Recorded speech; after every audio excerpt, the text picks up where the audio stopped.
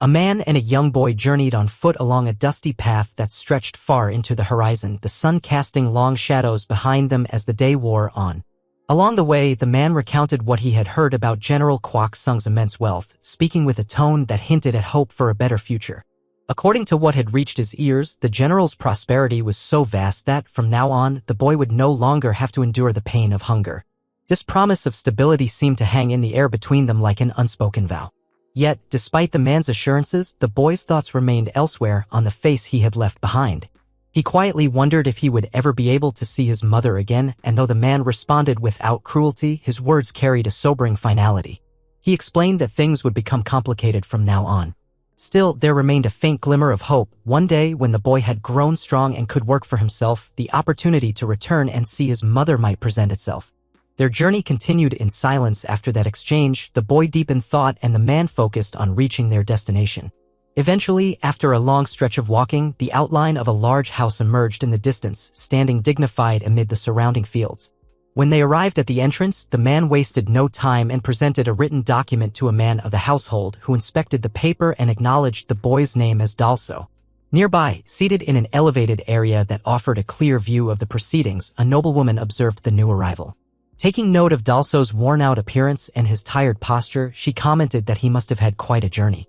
Without hesitation, she instructed her subordinate to summon another servant to take the boy away, ensuring he was given a proper bath and a fresh change of clothes. Her orders continued without pause, adding that a pig should be chosen and sent to the Choi household as part of the formalities. She also directed that a notarized letter be requested from the local government office, to which her subordinate gave a respectful acknowledgement and departed to carry out her will. Not long after, a young girl stepped out from the house behind the noblewoman, her daughter, full of youthful energy and enthusiasm. She eagerly approached her mother, proudly displaying her latest drawing. The artwork, which she claimed depicted butterflies, actually seemed more like a depiction of a cat chasing a rat. Nonetheless, her mother indulged her with a warm smile and kind affirmation. As the girl looked around, her eyes met Dalso's. He had been watching her with quiet curiosity, and in a gesture of politeness, he bowed and introduced himself. The girl, momentarily flustered, returned the greeting with a shy voice, stating her name was So-hee before dashing back inside the house. Later, within the more private confines of their residence, So-hee, still puzzled by the boy's presence, turned to her mother with a question about why he had come to live with them. Her mother, ever playful, teased her daughter about her apparent interest in the newcomer. So-hee, embarrassed, quickly insisted it was only curiosity. With a more serious tone, her mother then clarified that Dalso had been brought over from the Choi household and was, for the time being, too young and inexperienced to be tasked with hard labor. Until he grew more capable, she intended to assign him to So-hee, where he would serve as her personal attendant. The announcement surprised So-hee, who had not expected such a role for the boy. Her mother concluded by noting that since it was summer, there would be many small tasks needing attention, and if So-hee needed help with anything, she could rely on Dalso for assistance. So-hee, after a moment's thought, gave a quiet nod, accepting her new companion with a mixture of surprise and growing curiosity. Later that day, Dalso found himself alone in a quiet part of the house, examining the fine shirt he now wore. His fingers ran carefully over the fabric, marveling at the quality. It was softer and more refined than anything he had worn before, and as he touched it, he couldn't help but feel both awkward and grateful, aware that this new life was already far removed from what he had known. As he stood there lost in thought, a girl appeared before him, her presence sudden but not unfriendly. She observed him with curiosity and asked if he was the new servant. Dalso, startled, responded hesitantly, asking who she was. With an air of self-assurance, she introduced herself as Yoriam, explaining that she was 12 years old and currently in her final year of training within the household. She warned him, with a slight smirk, not to underestimate her simply because of her age, insisting that despite being younger, she knew her way around the household and the expectations placed on them. She then asked if it was true that he was 13, which Dalso affirmed with a shy nod. Yoriam went on to explain that, given his age and current position, he would likely be working under her supervision, assisting in his role as the personal servant of So-hee. Dalso, unfamiliar with the name, asked who So-hee was. Yoriam, clearly surprised, explained that So-hee was the second daughter of General CornhwaSama, a person of gentle demeanor and rare kindness. She added that Dalso might eventually hear troubling rumors about noblewomen who were cruel and selfish, but assured him that So-hee was not one of them. In fact, she considered him lucky for being assigned to someone like her. With that said, Yoriam turned and departed, leaving Dalso to process everything he had just learned. The next day brought a change of pace. The atmosphere was lighter as Yoriam, Dalso, and another boy gathered outside to play a game of hide and seek. Dalso, blindfolded, was designated as the seeker, groping around with uncertain steps and swinging arms, laughing along with the others despite never managing to tag anyone. The laughter carried in the air as the children darted around the courtyard. Not far from them, Sohee watched quietly from behind a wooden post, her expression a mix of hesitation and longing. Drawn by the sound of joy and the sight of her peers enjoying themselves, she slowly stepped forward, catching the attention of Yoriam and the boy, who greeted her warmly. Dalso, still blindfolded and unaware of her arrival, assumed it was a trick when he heard someone mention Sohee's name. Refusing to fall for what he thought was a prank, he lunged forward, his hands grasping onto someone. The girl he caught froze in place, Sohee, stunned by the sudden contact. Yoriam and the boy stared in disbelief, their eyes wide. Dalso, thinking he had finally caught Yoriam, removed his blindfold with a triumphant smile that quickly gave way to horror as he recognized Sohee instead. Shocked and mortified, he dropped to the ground, bowing deeply and begging for forgiveness. But Sohee, ever gentle, reassured him that there was no harm done. She told him to rise, reminding him that he had only been playing and that his eyes had been covered. There was no need for such worry. Her understanding tone and forgiving nature immediately lightened the mood, and the others relaxed once more. Encouraged by her warmth, Sohee admitted that she had come over because she saw how much fun they were having. Yoriam, pleased, asked if she would like to join them, and Sohee nodded shyly in agreement. Seizing the moment, Yoriam mentioned that elders rarely ventured into this part of the estate, but even so, she knew an even better place to continue playing, a quiet, thatched structure tucked away from sight. There, they resumed their game. Dalso once again wore the blindfold while the others scattered and called out teases to distract him. Despite their best efforts, Dalso managed to catch Sohee again, this time without the shock or embarrassment of before. When it was Sohee's turn to be blindfolded, she moved so cautiously and slowly that Dalso eventually stood still in her direction, allowing her to tag him easily. This act of kindness did not go unnoticed, and the others playfully scolded him, insisting he wasn't supposed to let himself get caught on purpose. Later in the day, Dalso made his way to the inner quarters where he had been summoned by Sohee's mother. The atmosphere was quiet and composed, and as he stood before her, she took a moment to inquire gently about his well-being. Expressing a desire to ensure that he was adjusting comfortably to his new life in the household and that nothing had caused him distress or discomfort. Dalso, ever polite and composed, responded respectfully, assuring her that everything within the estate thus far had been to his satisfaction. Upon hearing this, Sohee's mother expressed her relief and contentment, visibly pleased by his words. She then beckoned him to step closer, and as he did, she reached out and offered him a tender gesture of comfort by patting his head, her tone softening further as she spoke of having heard that he had been disheartened by the separation from his mother. She praised the strength and maturity he had shown in overcoming his sorrow despite his young age and offered him reassurance, telling him that should he ever face any trouble or hardship, he need not hesitate to come to her. Furthermore, she asked that he look after Sohee as well, entrusting him with a sense of responsibility towards her daughter that Dalso humbly accepted with a quiet nod.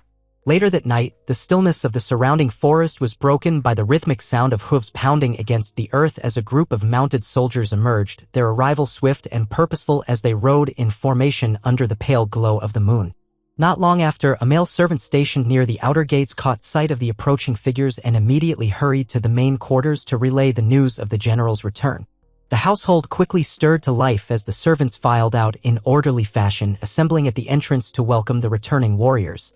They bowed in unison, voices raised in gratitude and respect, expressing thanks to the general for his tireless dedication and efforts in safeguarding the nation.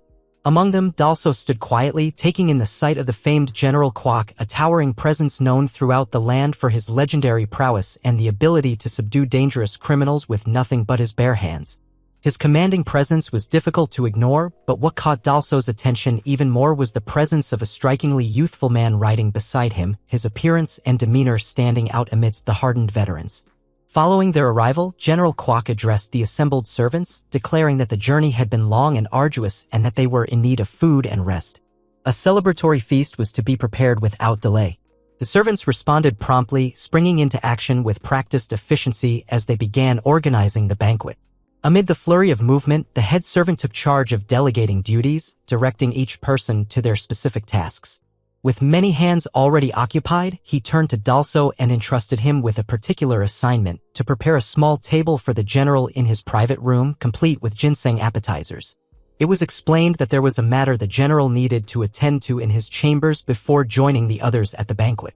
In addition to the food, Dalso was handed a cloth designed to dim the candlelight, adding a layer of refinement and ambience to the setting. The task, though simple, was one that required care, and Dalso was assured it would be manageable. Carrying out his instructions with focus and care, Dalso made his way to the general's quarters. Once inside, he placed the small table neatly and arranged the ginseng dishes with precision.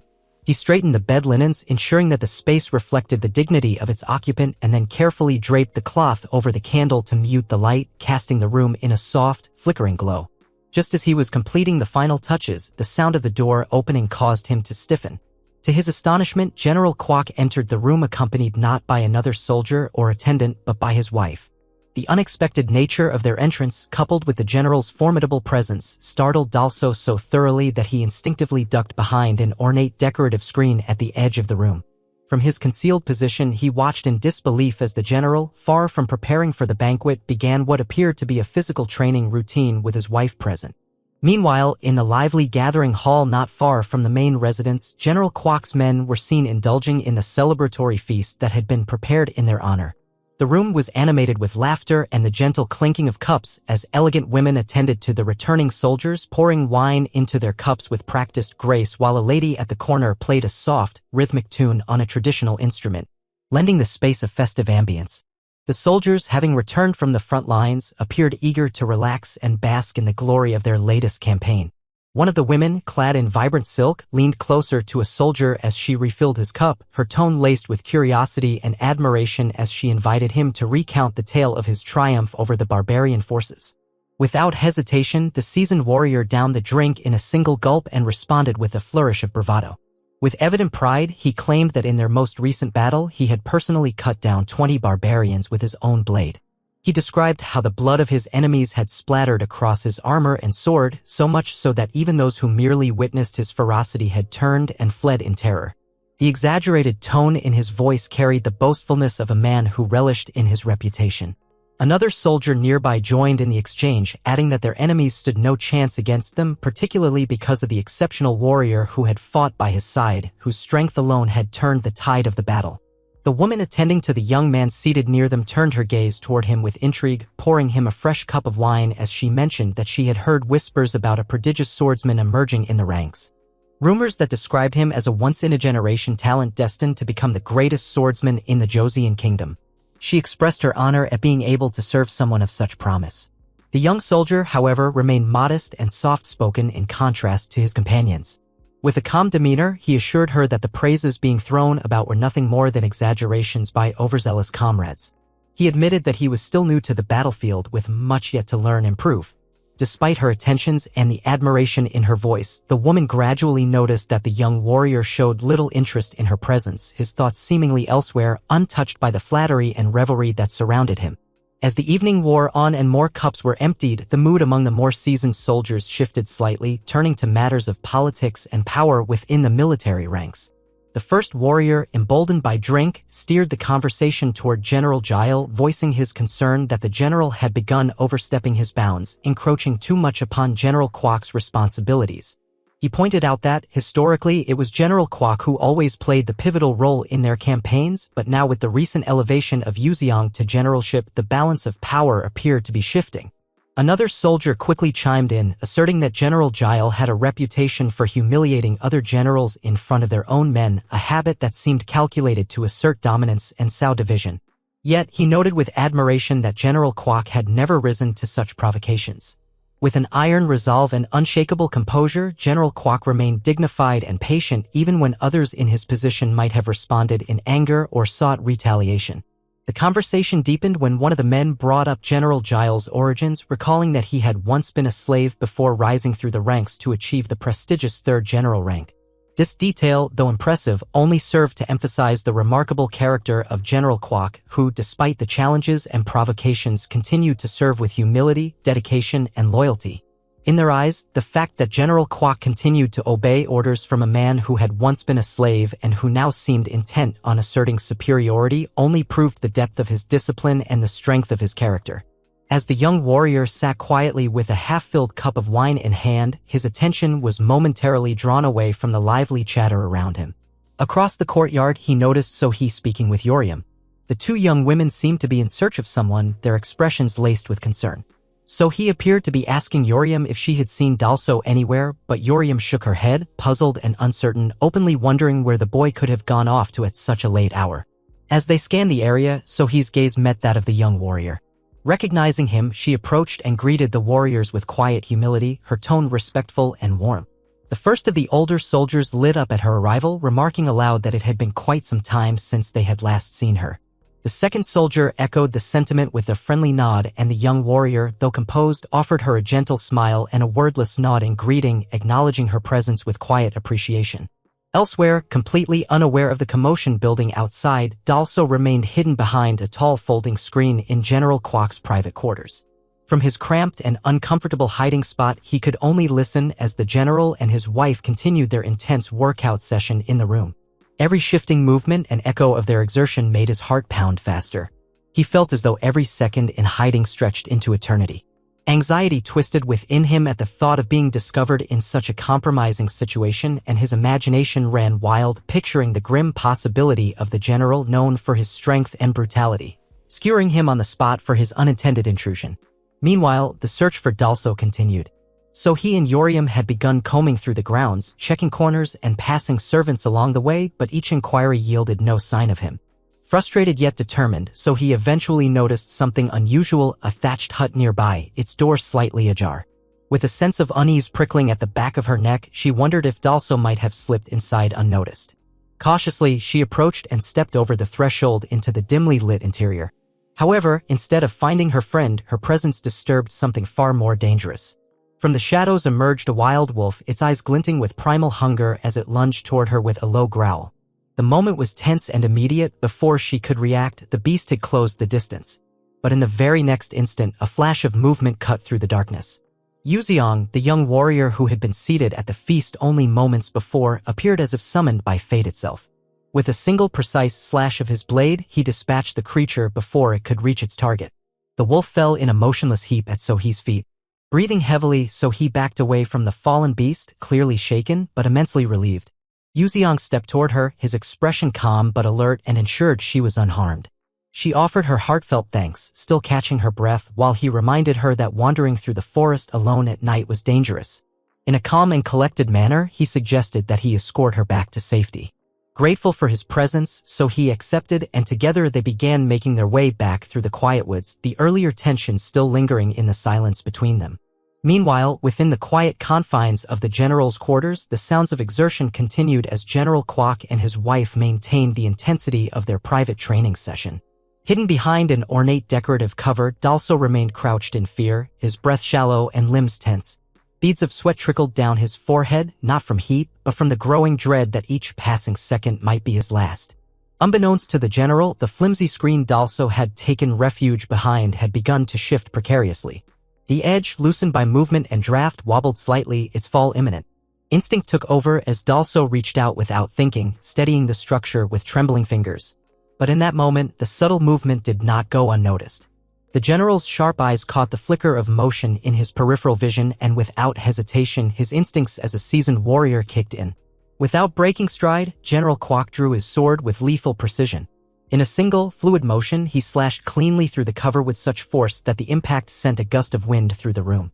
A sharp splatter of blood followed, staining the wall.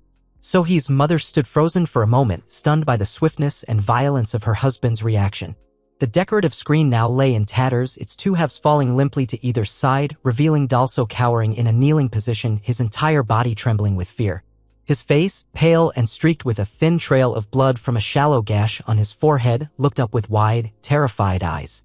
General Kwok, still gripping his sword, leveled the blade at the boy, his voice cold and commanding as he demanded to know the identity of the intruder. Before Dalso could respond, So-hee's mother quickly stepped forward, alarmed by the sight of blood and the palpable fear on the young servant's face. She immediately recognized him and explained to her husband that the boy was Dalso, a recently acquired servant from the Choi household. The general, his expression unreadable, narrowed his eyes and asked why the boy was hiding in such a place. Dalso, mustering every ounce of courage, prostrated himself on the floor, offering a humble apology. He explained that he had brought in a table and prepared the room as instructed, but before he could leave, the general and his wife entered, leaving him no chance to escape without drawing attention. Fear had rooted him in place, and in his panic he made the mistake of hiding. Sohee's mother, seeing his sincerity and still shaken herself, spoke gently in his defense, explaining that the boy was young and unfamiliar with the strict protocols of the household. Her plea softened the tension in the room. After a long pause, the general suddenly let out a deep, hearty laugh, the kind that rolled from his chest like thunder. He remarked that the boy must have been an unwilling witness to quite the private scene, clearly amused by the awkwardness of the situation rather than angered further by it. Just then, from outside the room, Yuziang's voice was heard announcing his presence. He stated that he had heard shouting and rushed over out of concern. General Kwok sheathed his sword and stepped out to meet him, informing the young man that there was no need for alarm. The matter had already been handled. Calling for one of the older servants, the general pointed out Dalso's injury and instructed that he be tended to. The servant acknowledged the order, ushering Dalso away with a steady hand and a few muttered words, remarking as they walked that the boy was incredibly fortunate to still be breathing after such an incident. Later, inside a modest thatched house, Dalso lay resting on a straw mat. One side of his face was heavily wrapped in clean linen bandages, and though the wound was not life-threatening, the shock and humiliation weighed heavily on his young heart.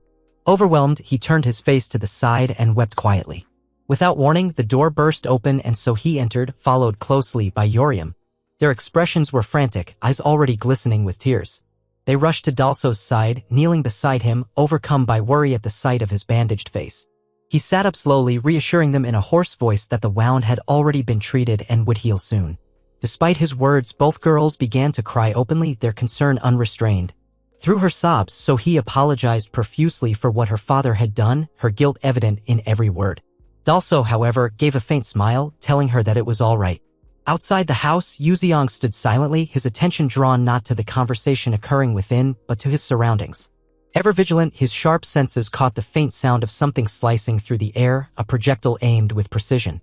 In a swift motion, he unsheathed his sword just enough to deflect the oncoming arrow, his body already in motion as he tracked the trajectory back to its origin. His eyes locked onto a figure retreating across the rooftops, a shadowy silhouette loosing another arrow mid-flight. Yuziang deflected the second arrow with equal ease, his form fluid and precise, before leaping into pursuit. The chase led him across narrow alleyways and over clustered rooftops until he reached a wide opening between buildings. There, the trail went cold, the attacker had vanished, swallowed by the silence and shadows of the night.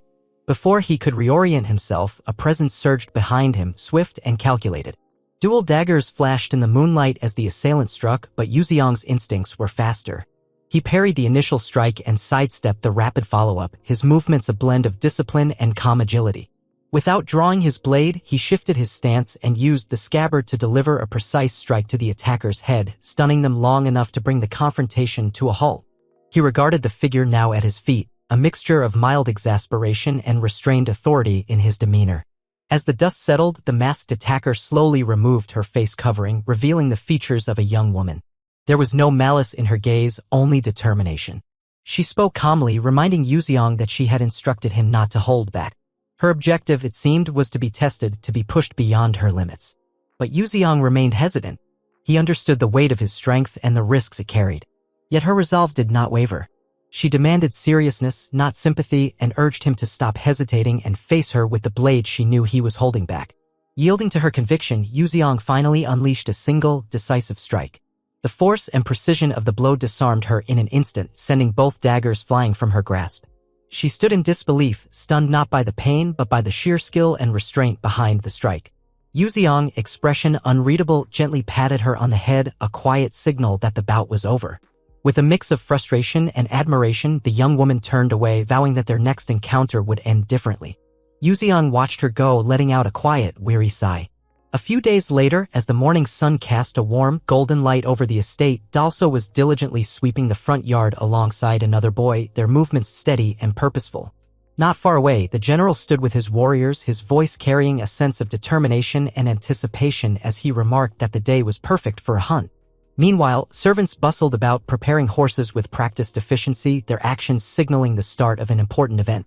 Amid this flurry of activity, a young lady appeared, running briskly toward the general. Her urgency was clear as she pleaded to be allowed to join the hunt, confidently asserting her skills with both bow and horse. Dalso and the boy exchanged glances, the boy quietly explaining that this was likely Dalso's first encounter with the young woman who was no ordinary figure but the eldest daughter of the general known as Lady Surim. He leaned in slightly and whispered a cautious warning about her peculiar personality, advising Dalso to be careful in her presence. Lady Surim persisted, reminding the general of his promise that once she had mastered riding, she would be allowed to accompany him on the hunt. She argued earnestly that she deserved the chance to prove herself. Their exchange was abruptly interrupted by the sharp voice of the general's wife, who snapped at Surim, insisting that hunting was not an activity suited for a lady. Despite this, the general sided with his daughter, affirming that she could join the hunt. His wife's objections continued, pointing out the impropriety of Surim's participation, but the general retorted that if his wife was so opposed, she was welcome to accompany them herself. Without hesitation, Surim mounted a horse with confidence, skillfully handling the reins and drawing a quiet compliment from her father. Together, the group set off, the rhythmic clip-clop of hooves echoing as Dalso and the boy watched them depart, a mixture of curiosity and awe in their eyes. As the sun dipped toward the horizon later that day, Surim stood proudly atop a fallen boar, her triumph unmistakable. She called everyone's attention to the impressive prey she had brought down, leaving the servants visibly surprised and impressed. The general then declared that the feast would be prepared using the boar his daughter had so skillfully hunted, his pride evident in his voice. Meanwhile, his wife, exhausted from keeping up with Surim's energetic pace throughout the day, expressed her need to soothe her frazzled nerves and called upon Chimo, an older maidservant, to prepare a bath for her, signaling a moment of respite after the long, eventful day. Chimo instructed Dalso to prepare the bath, explaining that since everyone else was occupied helping with the feast, the responsibility of readying the water fell to him. She added that once the bathtub was filled, he should scatter rose petals into the water to enhance the experience. Dalso listened attentively and nodded in understanding, fully aware of the task before him. Later, Dalso was seen laboriously carrying pails of hot water, each load heavier than the last, as he made multiple trips to fill the bathtub. Though the effort taxed his young strength, he persisted until the tub was brimming with steaming water. Following Chimo's instructions, he carefully sprinkled the rose petals across the surface, their delicate fragrance mingling with the steam rising from the bath. A fleeting curiosity crossed his mind about how it might feel to soak in such a bath himself. He glanced around cautiously, making sure no one was watching, convincing himself that if he entered and exited quickly, no one would notice. With a mixture of nervousness and anticipation, he removed his clothes and eased into the hot water, immediately noticing the intense heat enveloping him. Minutes passed, and the warmth seeped deeper into his muscles, soothing the exhaustion from his earlier exertions.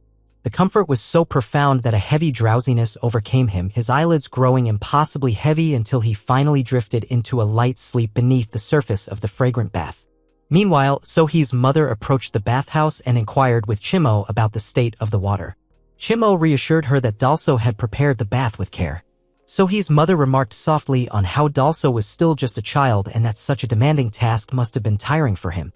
At that very moment, the sound of Sohee's mother's voice jolted Dalso awake. Panic set in as he realized she had already entered the bathhouse, leaving him with no choice but to conceal himself beneath the water's surface. Chimo soon appeared, carrying a tray laden with tea and snacks, which she placed nearby before quietly taking her leave. Dalso, struggling to hold his breath, found a moment to cautiously lift a small portion of his face above the water, using the tray to shield himself from view and catch a quick breath. Soon after, Sohee's mother stepped into the bathtub herself, her presence bringing a calm air to the space as she remarked on how perfectly warm the water felt, unaware of the hidden figure just beneath the surface. Dalso carefully shifted his position, inching quietly toward the far end of the bathtub in an effort to remain hidden from Sohee's mother's view. His movements were slow and deliberate, each adjustment made with the hope that he would go unnoticed as she settled into the warm water. Elsewhere, a group of servants gathered around a large table, sharing a hearty meal. Chimo moved among them, serving food with practiced grace. The head servant expressed amazement at the unexpected grandeur of the feast, crediting Lady Surim's skill and efforts for the abundance laid before them.